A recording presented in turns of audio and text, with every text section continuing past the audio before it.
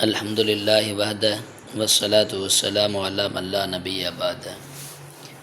عزیز دوستو، بھائیو، مدینہ منورہ کی زیارت آپ کر رہے ہیں۔ مدینہ منور بہت ہی بابرکت شہر ہے۔ اس میں آپ علیہ الصلاۃ والسلام کا روضہ اطہر بھی ہے۔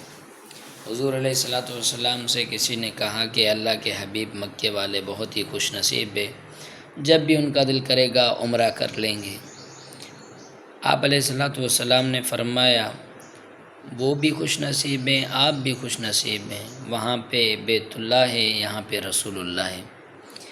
وہ جب بھی چاہیں عمرہ کر سکتے ہیں کہ آپ کو بھی اللہ تعالیٰ نے ایک مسجد ایسی دی ہے جہاں پہ 2 رکعت نفل پڑھو گے، انشاءاللہ آپ کو قبول ہوئے عمرے کا ثواب ملے گا۔ وہ کون سی مسجد ہے؟ آپ علیہ الصلاۃ والسلام نے جب ہجرت مکہ کی تھی، مدینہ کی طرف تشریف لے آئے تھے، تو وہاں پہ ایک قبہ نامی بستی تھی، وہاں پہ قیام فرمایا تھا۔ وہاں پہ پہلی مسجد اسلام کی، جس مسجد کا نام بھی مسجد قبہ رکھا گیا، اس مسجد کے اندر 2 رکعت جو نفل پڑے گا، اللہ کے رسول نے فرمایا اس کو اللہ تعالیٰ ایک عمرے کا ثواب عطا فرمائیں گے۔ ماشاءاللہ مدینہ منورہ آپ علیہ الصلاۃ والسلام کی رہنے کی وجہ سے برکت والا بن گیا۔ اس مدینہ منورہ کا پہلا نام تو یثرب تھا۔ جب آپ علیہ الصلاۃ والسلام ہجرت کر کے یہاں پہ آئے تو مدینہ منورہ بن گیا۔